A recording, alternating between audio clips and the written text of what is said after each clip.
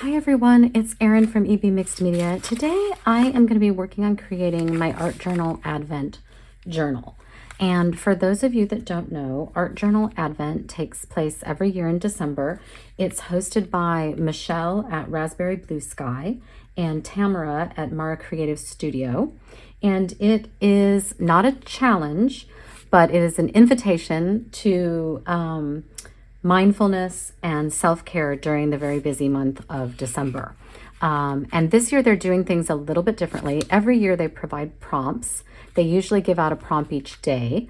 This year they have released the prompts all at the forefront. You can get them now, and I'll link at the bottom to the Instagram account for Art Journal Advent and both Michelle and Tamara's Instagram accounts.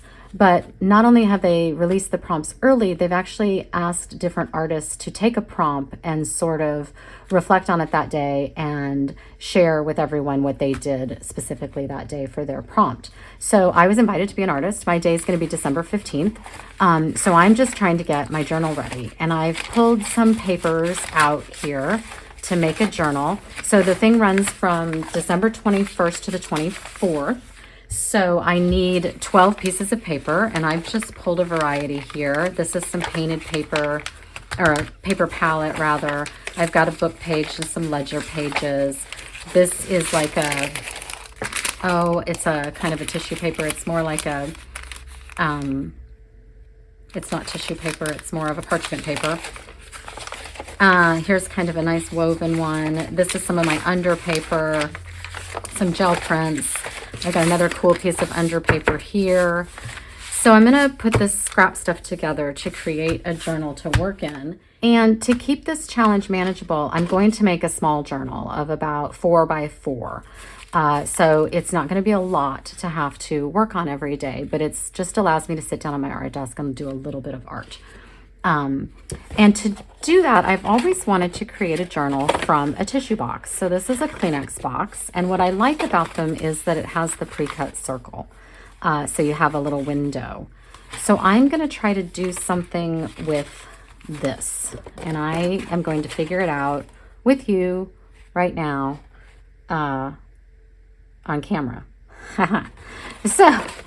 So there's going to be a lot of me thinking because I suspect there's going to be some math involved. But I do know I can do a 4 by 4 sheet in here.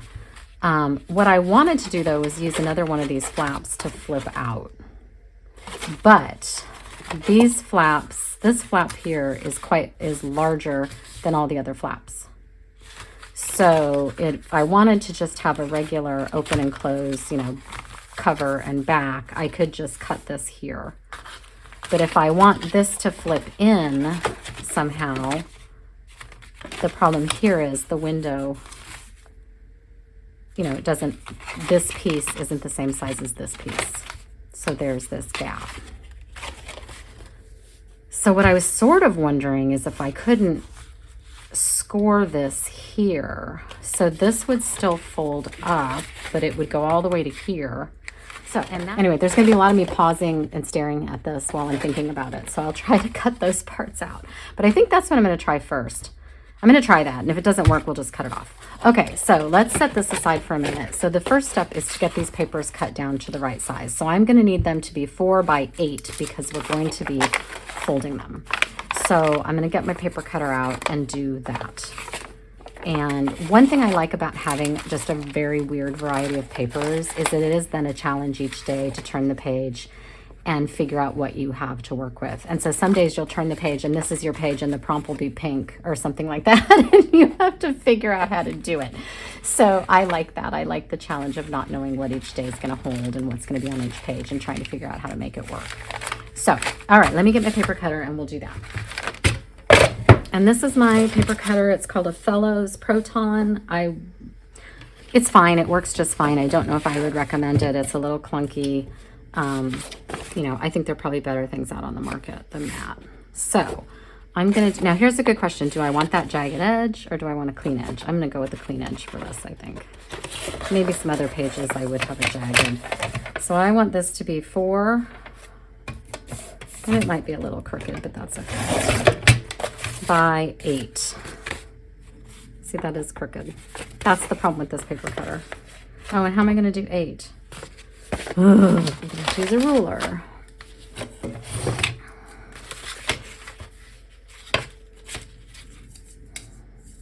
So I think what I'll probably do is, I can't even find the right, is speed this up so you guys don't have to go through this very painful exercise with me.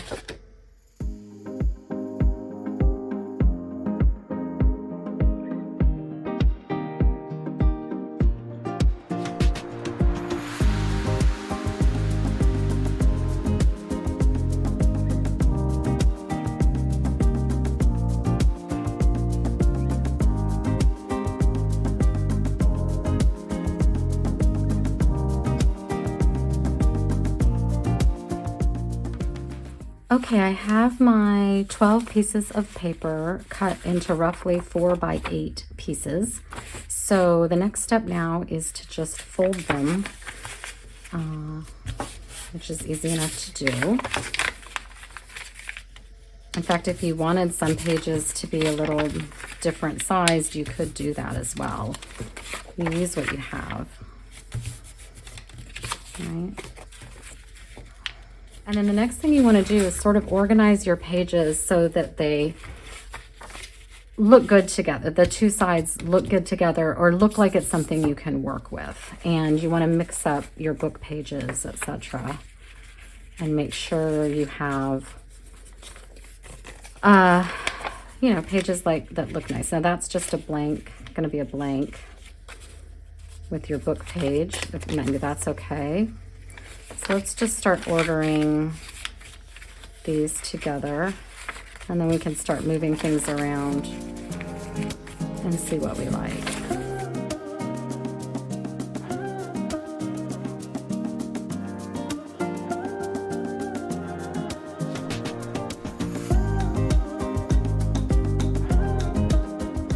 So I think I've got those in an order that I like, that works for me, and that's going to go right in here. And so I've got this space here, and I think I am going to try to score that right about here. I've got this to protect my work surface. I have a scoring tool here.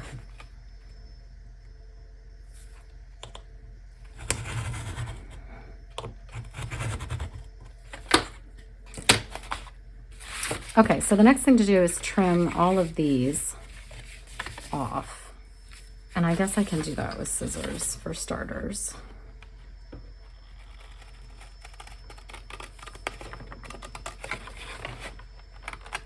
And if I want to straighten it up and clean it up a little bit better later, I can use my cutting tool.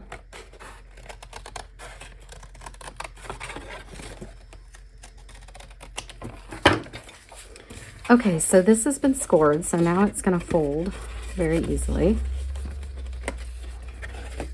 And now the question is how much more of this I want.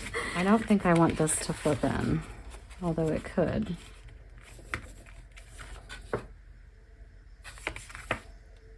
Maybe I'll start with that. So what do I need to take off?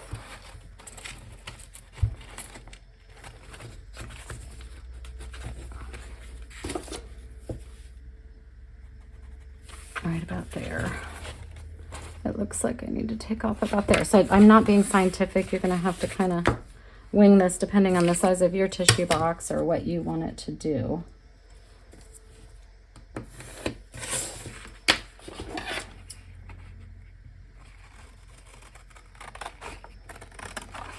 I don't know if I need this extra flap. I just thought I'd not cut it off until I decided.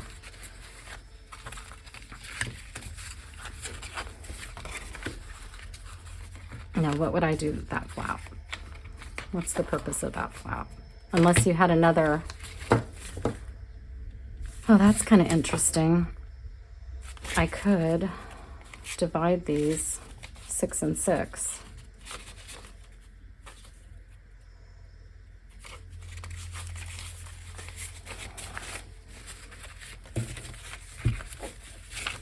What if I did that? So then that would fold, that would fold.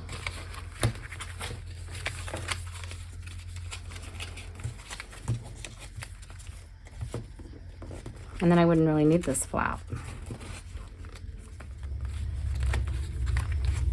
Oh, I like that though. Let's do that. I like that. And then I think I can get rid of this. Okay, I just had another idea. I have more of this. So I'm gonna cut another piece of this, and this will just functionally serve as a cover inside here. So again, it's gonna go like so.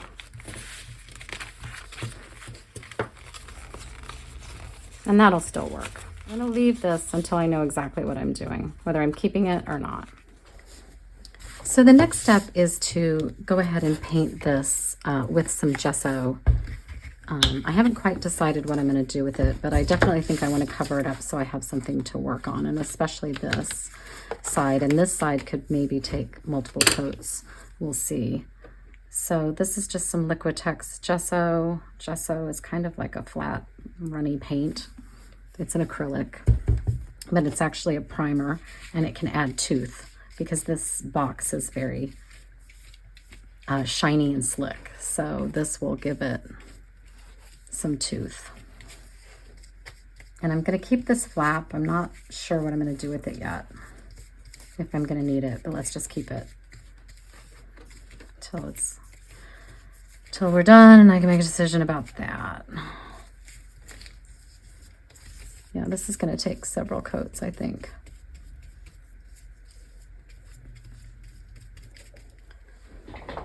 So I have this painted. I did about 3 coats on the outside, which was the glossy part. And on the inside, I only had to do about 2. And I'm going to be painting over this, so I probably didn't even need to do that much. So I've been thinking a lot about how I'm going to do this. And I want to give myself the most possible flexibility for how this is going to work. So I was thinking of having this sewn in here and this sewn in here, and then it would close like this, but I'm starting to realize it's gonna get chunky, and this is not probably going to close. So to retain the utmost flexibility, I've left this flap on, and rather than stitch this in, I'm just going to tie it in. And then once it's all finished and I see how bulky it is, I can decide how much of this I'm going to use. In the meantime, I'm going to go ahead and paint all of it. Because I'm thinking even if I were to cut this piece off, I could glue it on here and still have my little window. But I would cut it here, lay it over the top, and glue it on. So I hope that makes sense. So I guess this is going to be a part 1 video, and when Art Journal Advent is over and I actually finish this, I'll come back and show you what I did. All right, so I am just going to paint on this. So I think I'm going to start with some of this liquid acrylic. And just drop some of that down. And of course, everything I do on this side, I'll have to repeat on the other side when this is dry. And I'm going to just spray this and let it kind of go as it will. And you can even move your hands around a little bit, move your fingers around and move it.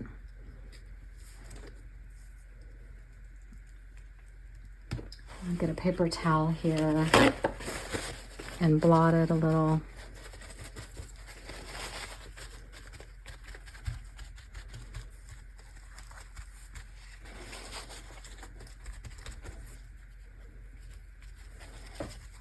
And before that dries too much, I've got this quinacridone Nicolazo Gold, which is a high flow liquid acrylic. That here as well. And do the same thing. And what I love about these two colors together is you get a bit of a green that's a really pretty green, I think.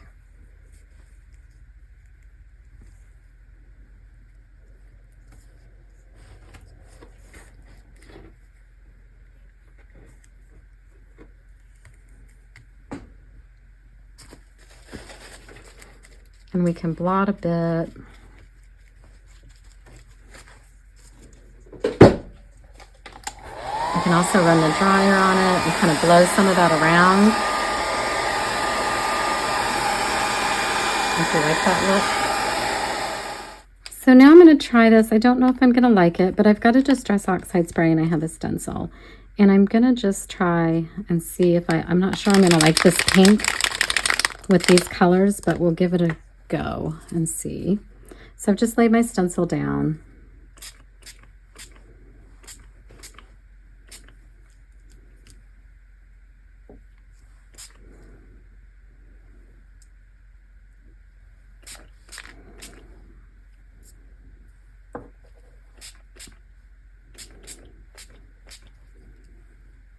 Oh, yeah, I think I do like that. And I can also take this onto my under paper and press it. And I'm going to get a neat pattern on my under paper as well that I can save for later. And if I even take a wet wipe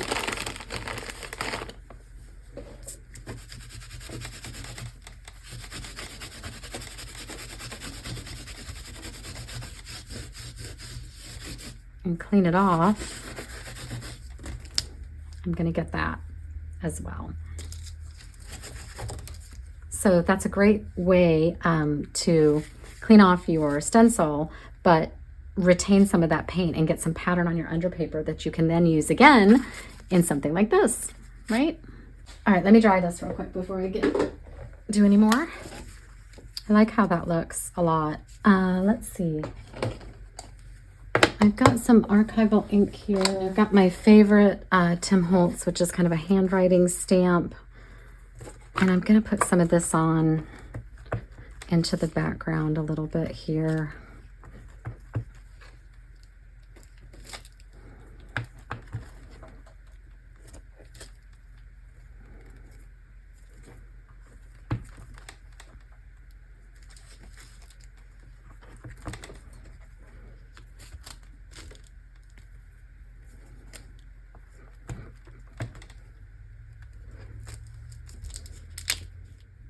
The other thing I have here is some powdered pigment in gold.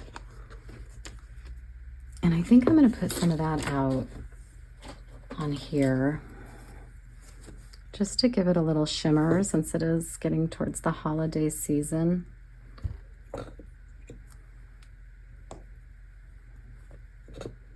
Trying to put it on where I think it will show the best, which I think is getting it into these blue areas.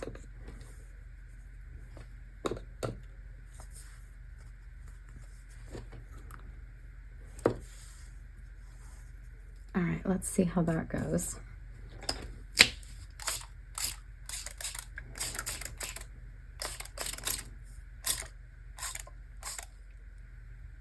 It's kind of hard to see, but there is a faint little shimmer. I'm liking this. I feel like I want some black splatters, but before I do that, I want more gold. So I think I will go around and sort of outline all of these little boxes from the stencil. This is one of my favorite things to do with this stencil. It came from Stencil Girl.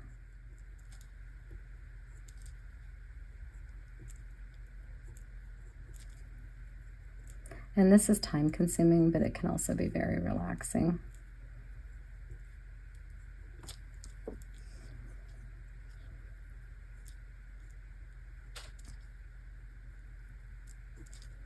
It just gives you that added bling.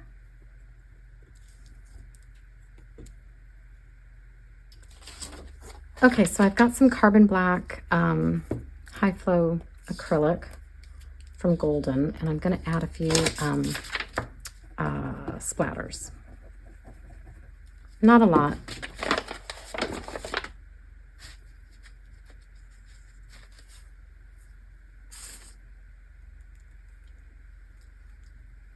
I just think the black adds a nice contrast. There's already a lot of white.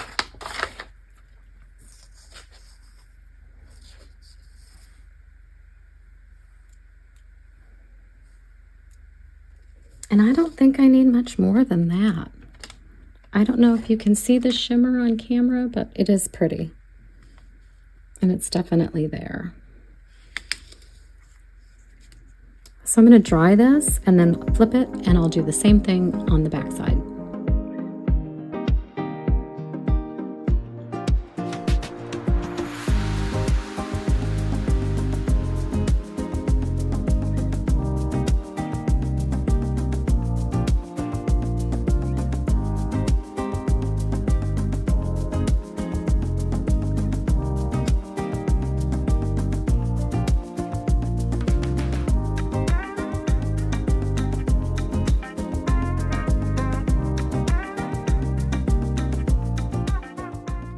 So because this is the interior and I don't really want it to steal the show from the artwork that's going to be in here, I'm not going to do any more embellishing. I'm just going to leave that like so and let this really be the star, the cover. So let's see how this is going to work. Again, for now, we're going to do this and this. This will close this way, and this will close this way. So I've got my alphabet here. I picked this up on Amazon. Alphabet stamps, and I'm gonna stamp out Art Journal Advent.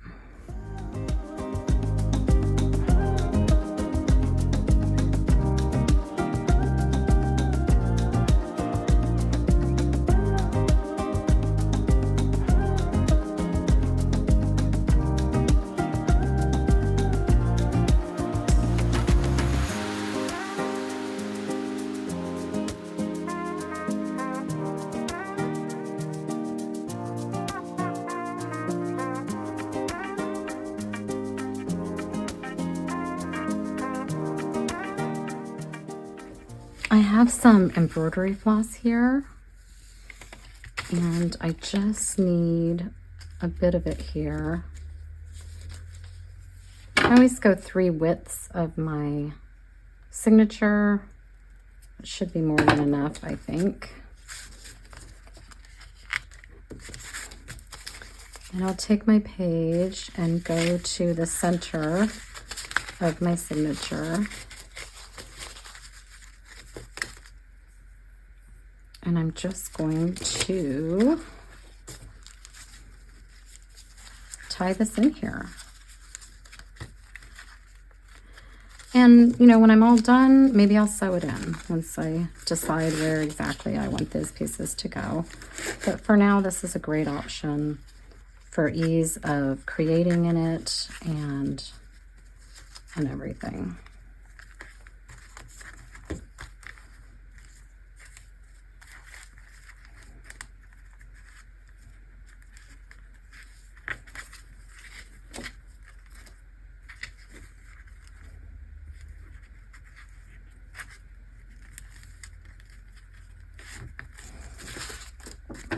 And I can just trim this down.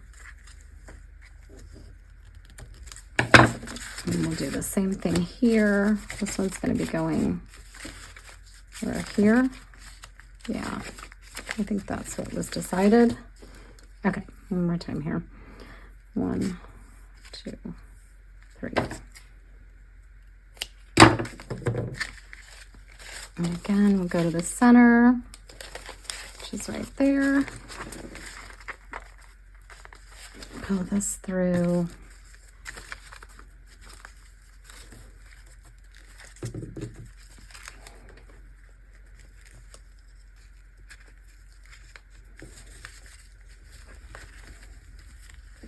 Don't go too tight. I don't really want to bend the edges there.